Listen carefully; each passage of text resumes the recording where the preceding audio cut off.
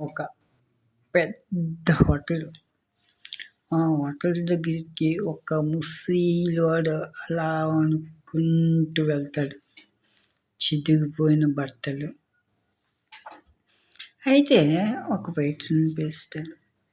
పిలిచి, "బాబు ఇక్కడ పూరి ఉందా" అంటే, ఉంది" అంటాడు. ఎంత అంటే ₹50 అంటారు. అయితే వెంటనే మనసు మార్చుకొని, "పోనీ సార్ దోస ఉందా" అంటాడు. ఉంది ₹45 అని చెప్తాడు. మళ్ళీ మనసు మార్చుకొని ఇడ్లీ ఉందంటే ₹40 అని చెప్తాడు. అంటే ఇలా చెప్పే లోపల ఈ వెయిటర్‌కి కోపం వచ్చి, ముసలోడు ఈడు బట్టలు చిరిగిపోయి ఉన్నాడు, ఈడు ఏం తింటాడు, ఏం డబ్బులు ఇవ్వగలడు అనేసి ఈడు ఆ ముసలివాడి ముందే కొంత తిడతాడు.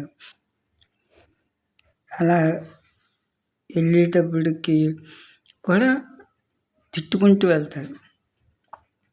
అయితే వీడిని చూసి అసహ్యించుకొని ఆ ఇడ్లీలు ముఖం చిదిరించుకొని ఇస్తాడు. సో ముసలివాడు సరే అతను వెయిటర్ అనేసి అభిమానంతో ఆ ఇడ్లీలు ఇచ్చాడు కదా, తిన్నాడు. తినేసిన తర్వాత కౌంటర్ దగ్గరికి వెళ్ళి ₹40 కట్టేశాడు. అయితే ఈ వెయిటర్ అటు నుంచి వచ్చేటప్పటికి, అమ్మాయ ముసలోడు వెళ్ళిపోయాడా, ఉదయాన్నే వస్తానండి చిరిగిపోయిన బట్టలతో, వీళ్ళు కట్టాడో లేదో అనేసి అనుకున్నాను మనసులో. అక్కడికి వెళ్ళేటప్పటికి ₹10 టిప్ కనిపించింది. అప్పుడు వీడికి కళ్ళు తెరిచాయి. అంటే ఇక్కడ వీళ్ళు ఏంటంటే మనిషిని బయట చూడకూడదు, ఇన్నర్ చూడాలి.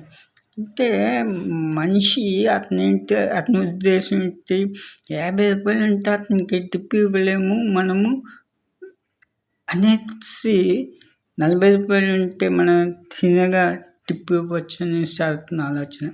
అతని ఆలోచన ఇది సమయస్ఫూర్తి అది. కానీ వెయిటర్ అలా అసహించుకున్నారు. సో మనుషుల్ని చాలా తక్కువ అంచనా వేయద్దు.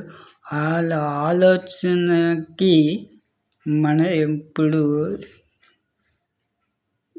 తల వంచి ఉండాలి.